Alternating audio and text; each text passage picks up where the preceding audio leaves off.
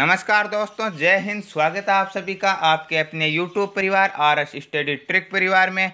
और जैसा कि आप थंबनेल में देख रहे हो, रोजाना की भांति आज की क्लास को कंटिन्यू करते हुए हम लेकर आए हैं आप सभी के लिए सेना भर्ती परीक्षा के पैटर्न पर आधारित गणित और रीजनिंग से संबंधित 20 मोस्ट इंपॉर्टेंट क्वेश्चन, जिसमें पहले 15 क्वेश्चन गणित के होने वाले हैं और लास्ट के 5 क्वेश्चन रीजनिंग के होने वाले हैं। और ये सीरीज आपकी पार्ट दर पार्ट कंटिन्यू चलती है, तो रोजाना समय पर वीडियो पाने के लिए चैनल को सब्सक्राइब कर लीजिए और नोटिफिकेशन बेल को भी ऑन कर लीजिए। साथ यदि आप राम सिंह यादव की पुस्तक के पूरे 50 पेपर सेट और हेराल्ड पुस्तक के पूरे 50 अभ्यास पेपर देखना चाहते हो तो उनकी प्लेलिस्ट का लिंक भी आपके डिस्क्रिप्शन में दिया गया है। और इसकी PDF और अनेक प्रकार के नोट्स पाने के लिए टेलीग्राम को ज्वाइन कर लीजिए, जिसका लिंक भी आपके डिस्क्रिप्शन में दिया गया है। तो चलते हैं पहले क्वेश्चन की ओर। पहले क्वेश्चन हमारे 15 गणित के होंगे और बाद के 5 रीजनिंग के होंगे, और आपको लास्ट में कमेंट बॉक्स में कमेंट करके बताना होगा कि 20 में से आप कितने सही कर पाए। तो आज का पहला क्वेश्चन आपकी स्क्रीन पर दिया गया है कि 125 मीटर लंबी ट्रेन अपनी विपरीत दिशा में 15 किलोमीटर प्रति घंटे की चाल से आ रहे व्यक्ति को 10 सेकंड में पार करती है। तो ट्रेन की चाल आपको ज्ञात करनी है। ठीक है, चाल के बारे में आपने सब कुछ पढ़ा है। चाल के बारे में पहली बात ये पढ़ी है कि चाल बराबर दूरी बटा समय होता है, ये सभी ने पढ़ा है। ठीक है, तो हमारे पास दूरी कौन सी है और समय कौन सा है ये देखना। पहले तो आपको बताया था कि जब एक रेलगाड़ी किसी व्यक्ति को, किसी खंभे को या किसी बिंदु को पार करती है, ऐसी स्थिति में कुल दूरी कौन सी होगी, वही होगी जो रेलगाड़ी की लंबाई दी गई है। परंतु यदि आपके प्रश्न में ऐसा लिखा है कि यदि एक रेलगाड़ी किसी प्लेटफॉर्म को, किसी सुरंग को या फिर किसी गुफा को या ब्रिज को पार कर रही है, ऐसी स्थिति में कुल दूरी क्या हो जाएगी, उस रेलगाड़ी की लंबाई प्लस जो प्लेटफॉर्म, सुरंग, ब्रिज जो भी दिया गया है उसकी लंबाई उसमें जुड़ जाएगी। ठीक है, यहाँ पे रेलगाड़ी केवल व्यक्ति को पार कर रही है, तो दूरी कितनी हो गई, 125 मीटर। ठीक है, और दूरी बटा समय कितने सेकंड में पार कर रहे हैं, 10 सेकंड में। अब यह दूरी मीटर में है, ये समय सेकंड में है, परंतु आपके ऑप्शन तो किलोमीटर प्रति आवर में सभी। तो जब भी मीटर प्रति सेकंड में हो तो 18/5 से गुणा कर देते हैं, किस में आ जाएगी, किलोमीटर प्रति आवर में। अब इन्हें काट लेते हैं, 5 से 125 कट जाएगा 25 बार। फिर से काट लेते हैं, 5 से 25 5 बार कट जाएगा और 10 2 बार कट जाएगा। 2 का भाग 18 में 9 बार जाएगा। 9 पंजे 45 किलोमीटर प्रति आवर। ये रेलगाड़ी की चाल नहीं है, यह उस व्यक्ति की और उस रेलगाड़ी दोनों की सापेक्ष चाल है, क्योंकि 15 किलोमीटर प्रति घंटे की स्पीड से एक व्यक्ति सामने से आ रहा है। तो जब दो रेलगाड़ियां विपरीत दिशा में एक दूसरे के सामने से आती है या कोई व्यक्ति रेलगाड़ी के सामने आता है, ऐसी स्थिति में सापेक्ष चाल दोनों चालों का योग होता है, व्यक्ति की चाल और रेलगाड़ी की चाल। ठीक है, तो व्यक्ति की चाल 15 है, रेलगाड़ी की चाल हमें ज्ञात करनी है और सापेक्ष चाल 45 है। तो रेलगाड़ी की चाल कितनी हो जाएगी, 45 में से 15 घटाएंगे 30 किलोमीटर प्रति आवर हो जाएगी। ठीक है, जो कि ऑप्शन नंबर बी में दिया गया है। ऑप्शन नंबर बी क्या हो जाएगा, इस क्वेश्चन का राइट आंसर हो जाएगा। और यदि जब दो रेलगाड़ियां एक ही दिशा में जा रही है या व्यक्ति उसी दिशा में चल रहा है जिस दिशा में रेलगाड़ी चल रही है, तो ऐसी स्थिति में सापेक्ष चाल दोनों चालों का अंतर हो जाता है। नेक्स्ट क्वेश्चन, आशा है आपके आसानी से समझ में आई होंगी सभी बातें। नेक्स्ट क्वेश्चन की बात कर रहे हैं कि वह छोटी से छोटी संख्या जिसे 18, 20, 24 से भाग देने पर प्रत्येक दशा में 5 शेषफल बचे। तो आपको यह भी बताया गया है कि वह छोटी से छोटी संख्या जिसमें दी गई सभी संख्याओं का यदि भाग जाता है तो वो उन संख्याओं का LCM होता है, अर्थात लघुत्तम समापवर्ती होता है। तो हमें भी क्या करना है, वह संख्या ज्ञात करने के लिए 18, 20 और 24 का क्या ज्ञात करना है, लघुत्तम निकालना है, LCM लेना है। ठीक है, उसी विधि से जिस विधि से रोजाना लेते हैं। 2 का भाग देना है, 18 में 9 बार जाएगा, 20 में 10 बार जाएगा और 24 में 12 बार जाएगा। एक बार और 2 का दे लेते हैं, 9 में नहीं जाएगा, 10 में 5 बार जाएगा और 12 में 6 बार जाएगा। अब केवल एक ही संख्या है 6 जिसमें 2 का भाग देना है, तो एक बार हम नहीं देंगे 2 का भाग, क्योंकि हमें आसानी से जल्दी से समय बचा कर करना। अब हम 3 का देंगे, 3 का ज़्यादा में जाता, 3 में जाता है, 9 में 3 बार जाएगा, 5 में नहीं जाएगा और 6 में 2 बार जाएगा। अब 5, 2 और 3 को आपस में सीधा गुणा करवा लो, अलग अलग भाग देने की कोई आवश्यकता नहीं है, क्योंकि तीनों अभाज्य संख्याएं हैं। 5 दूने 10, 10 को 3 से करेंगे 30, 30 3 90, 90 दूने 180 और 180 के दुगुने कितने हो जाएंगे, 360। तो 360 में 18, 24 और 20 तीनों का भाग जाएगा और वह छोटी से छोटी संख्या 360 ही होगी। परंतु आपके प्रश्न में आगे एक लाइन और लिखी है कि भाग देने पर प्रत्येक दशा में 5 शेषफल बचना चाहिए। यह तो प्रत्येक दशा में भाग जाएगा और 5 शेषफल बचेंगे तो 5 जोड़ देंगे, इसमें 365 में भाग देंगे, 360 बार तो भाग चला जाएगा, 5 शेषफल बच जाएगा। ऑप्शन नंबर सी राइट हो जाएगा यहाँ पे। नेक्स्ट क्वेश्चन, एक कक्षा में 56 विद्यार्थियों का औसत अंक 45 है।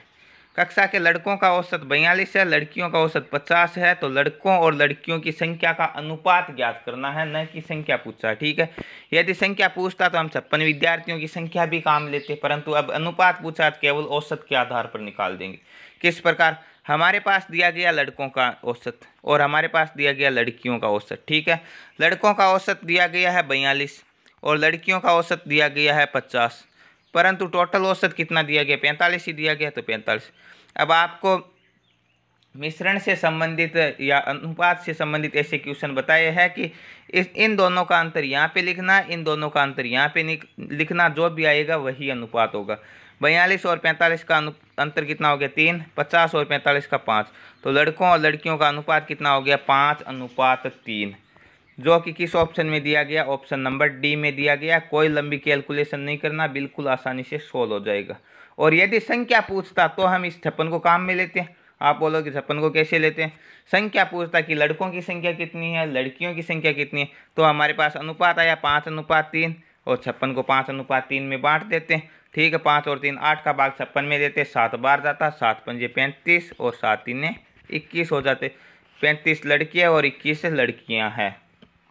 नेक्स्ट क्वेश्चन, यदि x बराबर y/3 है और y बराबर z/2 है तो x अनुपात y अनुपात z बराबर होगा। तो इसे हम इस प्रकार भी लिख सकते हैं, x बराबर 1/3y, क्योंकि जिसके साथ कुछ नहीं हो उसके साथ एक तो होता ही है हमेशा, और न लिखे तो भी कोई दिक्कत नहीं है। हमारे पास दिया गया x बराबर y/3। ठीक है, y का पक्षांतरण कर देंगे क्या आ जाएगी, x के हर में आ जाएगा, तो x/y बराबर क्या आ जाएगा, जिसके साथ कुछ नहीं है एक होता है। ठीक है, 1/3। उसी प्रकार आगे वाला कर लेंगे, y बराबर z/2 है तो y/z बराबर 1/2। ठीक है, अब इन्हें हम अनुपात में बदल लेते हैं, x/y 1/3, y/2 1/2, अनुपात में बदल लेते हैं, x अनुपात y अनुपात z। तो हमारे पास x अनुपात y कितना आया 1/3, तो 1 3। ठीक है, y अनुपात z कितना आया 1/2, तो 1 और 2, जहाँ पे कुछ नहीं है पास वाले 3 लिखो, यहाँ पे कुछ नहीं पास वाला 1 लिखो, गुणा करवा दो, 1 एकम 1, 3 एकम 3, 3 दूने 6, कितना हो गया 1:3:6। उत्तर आएगा ऑप्शन नंबर सी। आशा है आसानी से समझ में आ गया होगा। नेक्स्ट क्वेश्चन की ओर बढ़ते हैं। आगे का क्वेश्चन आपकी स्क्रीन पर दिया गया है, पे और क्यू की आय का अनुपात 3:4 है, इनके खर्चों का अनुपात 2:3 है। यदि इनमें से प्रत्येक 6,000 रुपये की बचत करता है तो पी की आय क्या है। बहुत शानदार क्वेश्चन है और सबसे ज़्यादा पूछे जाने की संभावना वाला क्वेश्चन है। यहाँ पे दिया गया पी और क्यू की आय, तो आपको उम्र से संबंधित क्वेश्चन बताते समय बताया था कि जब समय का अंतराल बराबर हो या प्रत्येक संख्या में बराबर जोड़ा जाता, बराबर घटाया जाता, या खर्चे और आय से संबंधित जब बराबर रेशियो दिया गया होता, ऐसी स्थिति में आपको क्या करना, यहाँ पे पी की आय का अनुपात लिखना। जैसे उम्र वाले में हम पहले का अनुपात लिखता है वैसे ही आय का हो जाएगा 3:4, खर्चों का हो जाएगा 2:3। इन दोनों को आपको वज्र गुणा करवाना, क्योंकि यहाँ पे बचत क्या प्रत्येक मतलब बराबर कर रहा दोनों की। ठीक है, 3 3 9 और 4 दूनी 8। अब आपको क्या करना है, जो खर्चों का अनुपात है उसका अंतर कितना हो जाएगा, 2 और 3 का अंतर 1 हो जाएगा, और वज्र गुणा का अंतर कितना हो जाएगा, 8 और 9 का 1 हो जाएगा। इनटू कितनी बचत कर रहा, 6,000 की। उम्र वाला होता तो हम समय अंतराल लिख देते, 10 वर्ष बाद, 15 वर्ष बाद, 5 वर्ष बाद, 5 वर्ष पहले ये लिखते। ठीक है, तो 1 का मान कितना आ गया, 1 का मान आ गया 6,000। अब इनकी आय निकाल लेंगे, आय का अनुपात कितना 3:4, 1 का मान 6,000 आ गया, 6 3 18,000 हो गई पी की, और 6 चौके 24,000 हो जाएगी क्यू की। पूछा किसकी है, पी की आय 18,000, ऑप्शन नंबर सी राइट हो जाएगा यहाँ पे। नेक्स्ट क्वेश्चन, यह लो उम्र से संबंधित आ गया, उसी प्रकार से करना जिस प्रकार अभी अभी हम एक क्वेश्चन करके आए। वर्तमान में माया तथा छाया की आयु का अनुपात 6:5 है, किंतु 15 वर्ष बाद। अब इसमें आप बोलोगे बराबर कैसा होगा, उसमें तो लिखा था प्रत्येक बराबर बचत करता, परंतु उसमें यदि माया की 15 वर्ष बढ़ेगी तो छाया की बढ़ेगी, कन्फर्म है कि समय बीतते बीतते उम्र तो बढ़ेगी सभी की। 15 वर्ष बाद उनकी आयु का अनुपात 9:8 होगा। तदनुसार माया की वर्तमान उम्र, तो पहले ये वर्तमान अनुपात कितना दिया गया 6:5, फिर कितना हो गया 9:8। ठीक है, क्या करवाना, वज्र गुणा करवाना। 8 छक्के 48, 9 पंजे 45। नए अनुपात का अंतर 9 और 8 का अंतर कितना हो गया 1, बट्टे क्या करना है, वज्र गुणा का अंतर 45 और 48 का अंतर 3, इंटू कितने समय अंतराल है 15 वर्षों का, 15, 3 से 15, 5 बार, 5 एकम 5, 1 का मान 5 आ गया, कितना हो जाएगा 6 पंजे 30 और 5 पंजे 25। माया की उम्र 30 वर्ष है और छाया की 25 वर्ष है। ऑप्शन नंबर सी राइट होगा यहाँ पे। नेक्स्ट क्वेश्चन, एक चुनाव उम्मीदवार 40% मत प्राप्त करने के बाद भी 24,000 मतों से पराजित हुआ। बताइए कुल वैध मतों की संख्या कितनी। कुल संख्या आपको बताई थी हमेशा 100% होती हैं। 100% में से एक व्यक्ति 40% प्राप्त करता है, तो सामने वाले को कितने मिले, सामने वाले को 60 मिलेंगे। सीधा सा कितने प्रतिशत से हार गया, ये 20% से हार गया। आपके प्रश्न में लिखा है कि 24,000 वोटों से हार गया, तो ये 24,000 वोट क्या हो गए 20%। अब यदि जीतने वाला का पूछता तो हम 60 से गुणा करा देते। कुल पूछा है तो कुल संख्या 100 होती है, 100 से गुणा करवा देते। इसका पूछता तो हम 40 से गुणा करवा देते। जो भी पूछता हम उत्तर निकाल देते। ठीक है, 0 से 0, 2 से 24 कितनी बार कटेगा 12 बार, तो 1200 से गुणा करवाएंगे तो कुल कितने वोट पड़े थे 1,20,000 वोट पड़े थे। ठीक है, ऑप्शन नंबर बी राइट हो गया यहाँ पे। नेक्स्ट क्वेश्चन, एक व्यापारी 1800 रुपये प्रति वस्तु की दर से 2 वस्तुएं बेचता है। ठीक है, थोड़ा मिस प्रिंटिंग है और इस क्वेश्चन के ऑप्शन भी थोड़े गलत लिखे हुए। ठीक है, आपको बताऊंगा कौन सी गलती है, अभी आपको बताई जाएगी। 2 वर्ष, एक व्यापारी 1800 रुपये प्रति वस्तु की दर से 2 वस्तुएं बेचता है। ठीक है, यहाँ पे थोड़ी मिस प्रिंटिंग है। एक वस्तु पर उसे 30% की हानि होती है और दूसरी पर 30% का लाभ होता है, तो कुल लाभ अथवा हानि होगा। तो आपको बताया था कि जब बराबर ही हानि होती है बराबर ही लाभ होता है, एक पर हानि एक पर लाभ, पहले वृद्धि फिर कमी, पहले कमी फिर वृद्धि। ऐसी स्थिति में जब दोनों स्थितियां बराबर बराबर प्रतिशत में दी गई होती हैं तो निश्चित रूप से क्या होगी, कमी होगी या हानि होगी, आपको ये बताई गई है। और कितनी होगी उसके बारे में भी बताया था।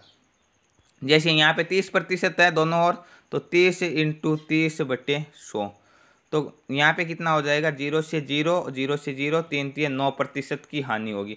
यहाँ पे कितना विक्रय मूल्य दिया गया, कितना क्रय मूल्य दिया गया, हमें कोई नहीं लेना देना, सीधा सा 9% की हानि ही होगी।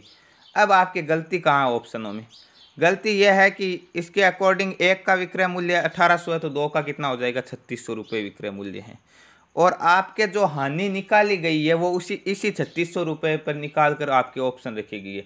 किस प्रकार, जैसे 3600 पर 9% की हानि मतलब कितना हो जाएगा 9/100, 2 0 से 2 0 और 36 को 9 से गुणा करेंगे 324 रुपये की हानि होगी। ऑप्शन नंबर बी राइट होगा वैसे तो, परंतु ये गलत है। गलत कैसे है, गलत इस प्रकार है क्योंकि लाभ अथवा हानि हमेशा किस पर निकाले जाते हैं, क्रय मूल्य पर निकाले जाते हैं। और क्रय मूल्य क्या होगा, ये 3600 रुपये इसके विक्रय मूल्य है, जो कि 9% हानि अर्थात 91% के बराबर होंगे, और इंटू 100 करेंगे तो आपका क्रय मूल्य निकल कर आएगा, और बाद में जो अंतर होगा वो हानि होगी। ये चीज़ आपको लिए जाननी अति आवश्यक थी, इसीलिए बताया गया है। यहाँ पे ऑप्शनों में कुछ मिस प्रिंटिंग है, वैसे देखें तो इसका ऑप्शन नंबर बी राइट होगा। नेक्स्ट क्वेश्चन, एक पुस्तक का मूल्य कितना प्रतिशत बढ़ाकर अंकित किया जाए कि 20% छूट देने के बाद भी 30% का लाभ होना चाहिए। 20% छूट देने के बावजूद भी 30% का लाभ, तो क्रय मूल्य हमेशा कितना होता है 100% होता है। ठीक है, तो 100 रुपये हमने मान लिया क्रय मूल्य। अब ये बोल रहा है कि 30 रुपये का लाभ होगा, 30% का लाभ, तो 130 रुपये क्या हो गया विक्रय मूल्य। और ये विक्रय मूल्य क्या है, ये 20% छूट देने के बाद है, तो 20% छूट देने के बाद ये अंकित मूल्य का कितना हो गया, 20 की छूट दे दी तो 80 बच गया, और इंटू क्या कर दो 100 से गुणा करवा दो। अब आपका उत्तर निकल कर आ जाएगा 0 से 0, 13 को 100 से गुणा करवाएंगे, 1300 में भाग देना है 8 का, तो अंकित मूल्य आएगा आपका। कितनी बार भाग जाएगा, 1 6 2.5 162.5 बार। तो आपका क्या दिया गया, क्रय मूल्य 100 रुपये दिया गया, और ये बोल रहा है कि 162.5 रुपये लिखने हैं, तभी हम 20% की छूट देंगे तो 30% का लाभ आएगा। तो कितना बढ़ा दिया, 100 में 62.5 बढ़ाया तो 162.5 हुआ, तो 62.5% उत्तर राइट होगा, option number C. Next question, एक किसान के पास कुछ गाय तथा कुछ मुर्गे हैं। यदि गाय तथा मुर्गों के सिरों की संख्या 30 है तथा पैरों की संख्या 78 है तो किसान के पास कुल कितनी गाय। इस प्रकार के क्वेश्चन पूछे जाने की संभावनाएं भी रहती है और इस प्रकार के क्वेश्चनों को सरल करने का सबसे आसान तरीका है कि एक तो 2 पैरों वाला जानवर होगा और एक 4 पैरों वाला जानवर होगा, ये कन्फर्म आएगा आपके यदि इस प्रकार का क्वेश्चन पूछा जाएगा। तो जो पैर दिए गए उसमें हमें 2 का भाग दे देना सीधा सीधा, ठीक है। और कुल जानवरों की संख्या कन्फर्म 30 ही होनी चाहिए क्योंकि 30 जानवर है तभी 30 सिर होंगे, ठीक है। एक जानवर के 2 सिर तो नहीं हो सकते, 2 पैर हो सकते हैं, 4 पैर हो सकते हैं, परंतु सिर कभी 2 या 4 नहीं हो सकते, ठीक है। तो यहाँ पे 78 में हम 2 का भाग देते थे, कितना आएगा, 78 में 2 का भाग देंगे तो हमारे पास आ गया 39। अब हमें क्या करना, 39 में से जो सिर की संख्या वो घटा देंगे तो कौन से जानवर आ जाएंगे, 4 पैरों वाले जानवर आ जाएंगे, 9। तो 9 तो हमारे पास गायें हैं, 4 गाय के होते हैं और बाकी कितने बच गए, 30 में से 9 घटाएंगे तो 21 क्या हो गए, मुर्गे होंगे। अब इन्हें आप कैलकुलेशन करके देख सकते हो, आपके पास कुल 30 सिर आएंगे और 78 पैर आएंगे। इस प्रकार 9 और 21 कितने सिर हो गए, 30। अब पैरों की बात करें तो एक गाय के कितने पैर होते हैं, 4 पैर होते हैं, तो 9 गायों के कितने हो जाएंगे, 36 पैर हो जाएंगे। मुर्गों के एक मुर्गे के 2 पैर होते हैं तो 21 मुर्गों के कितने हो जाएंगे, 42, 36 और 42 78 हो रहा, मतलब अपना उत्तर सही है, ऑप्शन नंबर ए राइट हो जाएगा। कैसा भी क्वेश्चन है इसी प्रकार आसानी से करना, 2 का भाग देना है और जो कुल संख्या सिरों की दी गई वो घटा देना है, 4 पैरों वाला जानवर निकल कर आ जाएगा।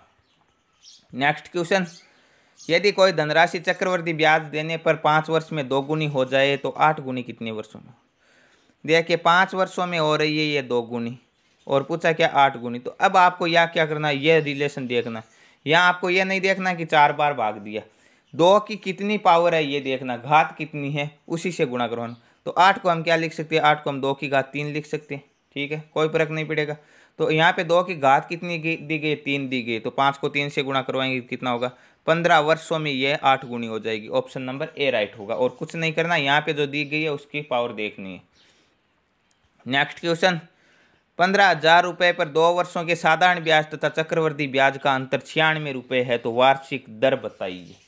तो आपको एक बात बताई थी मैंने कि जब भी 2 वर्षों का साधारण ब्याज और चक्रवृद्धि ब्याज की बात आए तो ऐसी स्थिति में दोनों ब्याजों का अंतर कितने प्रतिशत के बराबर होता, R²/100% के बराबर होता है, ठीक है, R²/100%। अब हम देखते हैं कि यह कितने प्रतिशत दिया गया, 96 रुपये है, हमें रुपए से कुछ नहीं लेना देना, हमें प्रतिशत देखना। तो 96/15,000 इंटू क्या कर देंगे 100, तो अब हमारे पास निकल कर आ जाएगा कि ये कितने प्रतिशत है और ये किसके बराबर होगा, ये R²/100% के बराबर होगा, ठीक है। इन्हें काट लेते, 2 0 से 2 0 से काट लेंगे, 4 के पहाड़े से ये कितनी बार कट जाएगा, 4 के पहाड़े से ये 4 से ये कट जाएगा कितनी बार, 4 दूनी 8 और 1 से 24 बार, और ये 4 से 1 मिनट 4 से ये नहीं कटेगा, ये 2 से कटेगा 48 बार और ये 2 से कट जाएगा 75 बार, ठीक है। अब इन्हें 3 से काट लेते, ये 16 बार और ये 25 बार। तो R²/100 बराबर क्या आ गया हमारे पास निकल कर, R²/100 बराबर आ गया 16/25, ठीक है। अब सामने वाले का स्क्वायर हटाएंगे, इसका स्क्वायर हटा देंगे और 100 का भी रूट करेंगे तो कितना आ जाएगा, 10 आ जाएगा, बराबर इनका क्या कर देंगे, वर्गमूल। तो R/10 बराबर क्या हो गया, 4/5, 16 और 25 का वर्गमूल 4 और 5 होता है। अब इन्हें वज्र गुणा करवा लेते हैं, 5 से 10 2 बार कट जाएगा, तो R बराबर क्या हो जाएगा, 4 दूने 8% क्या निकल कर आ गई, आपकी दर निकल कर आ गई, ऑप्शन नंबर ए राइट होगा। यहाँ पे ध्यान रखना, साधारण ब्याज और चक्रवृद्धि ब्याजों के 2 वर्षों का अंतर R²/100 के बराबर होता है। नेक्स्ट क्वेश्चन, 12 आदमी अथवा 18 महिलाएं किसी काम को 14 दिनों में कर सकते हैं। यहाँ पे दिया गया 12 आदमी अथवा 18 महिला, फिर आगे दिया गया 8 आदमी और 16 महिलाएं। आपको बताया था अथवा और में अंतर करना। यहाँ पे बोल रहा है कि या तो 12 आदमियों से काम करवा लो या 18 महिलाओं से काम करवा लो, दोनों बराबर काम करेंगे। तो 12 आदमी 18 महिलाओं के बराबर काम करता है, ये भी कह सकते हैं हम। तो एक आदमी कितनी महिलाओं के बराबर काम करेगा, 18/12, अर्थात 6 से 3 बार और 6 से 2 बार, 3/2 महिलाओं के बराबर काम करेगा। अब यहाँ पे दिया गया कि 18 महिलाएं, अब आदमियों को छोड़ दो, केवल महिलाएं लेनी है हमें। 18 महिलाएं किसी काम को 14 दिन में कर सकती है, तो 18 × 14 कर देंगे। आगे दिया गया 8 आदमी और 16 महिलाएं, तो एक आदमी 3/2 महिलाओं के बराबर काम करता है, तो 8 आदमी कितनी के बराबर करेगा, 8 × 3/2 4 बार, 4 × 12 महिलाएं। 12 महिलाएं और 16 महिलाएं कितनी होगी, 12 और 16 28। कितने दिनों में करेगी, 14 एकम 14, 14 दूनी 28, 18 में 2 का भाग जाएगा, कितनी बार, 9 बार, तो 9 दिनों में कंप्लीट कर देगी। ऑप्शन नंबर ए राइट हो जाएगा। नेक्स्ट क्वेश्चन, 2 नल ए तथा बी एक हौज को क्रमशः 15 तथा 20 घंटे में भर सकते हैं। दोनों नलों को खोल दिया गया, लेकिन 4 घंटे बाद ए नल को बंद कर दिया गया। हौज को भरने में कुल कितना समय लगेगा। यहाँ पे एक नल 15 घंटे में भर रहा है और दूसरा 20 घंटे में, तो एक घंटे का काम कितना हो जाएगा, इसका 1/15 और इसका 1/20। अब दोनों एक साथ खोल दिए जाएंगे तो कितने घंटे में भर देंगे, 15 और 20 का एलसीएम ले लिया हमने 60। 15 का भाग 60 में 4 बार और 20 का 3 बार, 4 और 3 7/60 काम करेंगे 1 घंटे में, ठीक है। और यदि कुल पूछा तो इसका उल्टा कर देते, 60/7। अब हमारे पास जो प्रश्न में दिया गया कि 4 घंटे तक खोलेगी, तो हमने निकाला 1 घंटे में 7/60 काम कर देंगे, तो 4 घंटे में 4 से गुणा करवा देंगे, 4 एकम 4 और 15 चौके 60, 7/15 भाग 4 घंटे में भर देंगे। शेष कितना बचा, 15 में से 7 भाग 4 घंटे में ये भरता है, तो 8 भाग शेष बच गया। 8/15 को बी अकेला भरेगा, क्योंकि एक को अब क्या कर दिया गया, बंद कर दिया गया। और बी अकेला, आपको पता है कि बी अकेला 1 घंटे में 1/20 करता है, तो 8/15 काम करने में कितना समय लगाएगा, 8/15 भाग देने का अपना नियम, 1/20 को 20/1 से गुणा करवा दो। 5 के पहाड़े से 4 बार और 5 के पहाड़े से 3 बार, 8 चौके 32/3 घंटे में बी से अकेला भर देगा। 32 में 3 का भाग देंगे, 10 3 30, सही 2/3 घंटे में ये बी भर देगा। और 4 घंटे पूछा क्या, कुल समय, तो 10 सही 2/3 तो बी को अकेले काम करने में लगेगा, और 4 घंटे दोनों मिलकर काम कर चुके हैं, तो 10 और 4 कितने हो जाएंगे, 14, सही 2/3 घंटे में ये हौज पूरा भर जाएगा। ऑप्शन नंबर बी राइट हो जाएगा यहाँ पे। नेक्स्ट क्वेश्चन, और गणित का लास्ट क्वेश्चन, उसके बाद के 5 क्वेश्चन रीजनिंग के होने वाले हैं। तो गणित का पहला क्वेश्चन, एक वर्ग का क्षेत्रफल दिया गया 154 वर्ग मीटर, तो उसकी परिधि क्या होगी। आपको आसानी से कर सकते हो इसे, कि वर्ग के क्षेत्रफल का सूत्र होता है πr² बराबर दिया गया है 154, ठीक है। तो पाई का मान कितना हो जाएगा, 22/7, r² बराबर 154। अब जो भी यहाँ पे r² के गुणा में है वो क्या चला जाएगा, भाग में, और जो भाग में है वो क्या कहाँ चला जाएगा, गुणा में, ठीक है।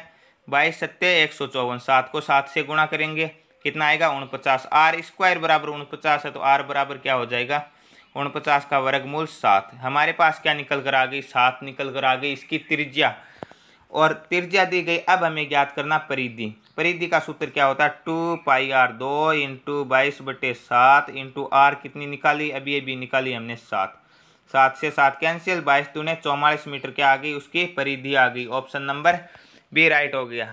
तो यह थे आज के गणित के 15 मोस्ट इंपॉर्टेंट क्वेश्चन। आशा है आपके आसानी से समझ में आए होंगे। नेक्स्ट पार्ट में हम रीजनिंग के 5 क्वेश्चन करने वाले हैं। तो रीजनिंग का पहला क्वेश्चन दिया गया है, एक सीरीज दी गई है, उसमें आगे की संख्या आपको ज्ञात करनी। 50, 43, 36, 29, आगे क्या आएगा, 50 और 43 में कितने का अंतर है, 7 घटाए है तब 43 आए, 43 में से भी 7 घटाए तब 36 आए, 36 में से भी 7 घटाए तब जाके 29 आए, 29 में से 7 घटाएंगे तो कितने आएंगे, 29 में से 7 घटाएंगे तो 22 आएंगे। तो आगे कौन सा पद आएगा, 22 आएगा। ऑप्शन नंबर सी राइट होगा यहाँ पे। नेक्स्ट क्वेश्चन, एक घड़ी में 4:45 बजे हो तो दर्पण प्रतिबिंब में देखने पर क्या दिखाई देगा। आपको बताया है कि दर्पण प्रतिबिंब और वास्तविक समय का अंतराल कितना होता है, 11:60 का होता है, ठीक है। 12 बजे होता है, तो 11:60 में से हमें क्या करना होगा, 4:45 को घटा देना होगा, और जैसे ही घटाएंगे कितना आएगा, 7:15 आ जाएगा। ऑप्शन नंबर सी दिया गया, तो ऑप्शन नंबर सी राइट हो जाएगा यहाँ पे। नेक्स्ट क्वेश्चन, एक दिशा दूरी से रिलेटेड क्वेश्चन दिया गया है, आसान सा क्वेश्चन है बिल्कुल। राजेश पश्चिम की ओर 12 किलोमीटर जाता है, फिर वह दक्षिण की ओर 3 किलोमीटर जाता है। यहाँ पे हमारे पास दिशाएं हो जाएगी, ये उत्तर हो जाएगी, ये दक्षिण हो जाएगी, ये पूरब हो जाएगी और ये पश्चिम हो जाएगी। ठीक है, यहाँ से चलना प्रारंभ करता है एक व्यक्ति और पश्चिम की ओर 12 किलोमीटर चलता है। तो ये दूरी हो गई मान ली 12 किलोमीटर। ठीक है, फिर यहाँ से ये दक्षिण की ओर मुड़ता है और 3 किलोमीटर चलता है, तो ये 3 किलोमीटर इतना सा चल दिया। उसके बाद वह पूर्व की ओर फिर से इधर मुड़ता है और 8 किलोमीटर चलता है।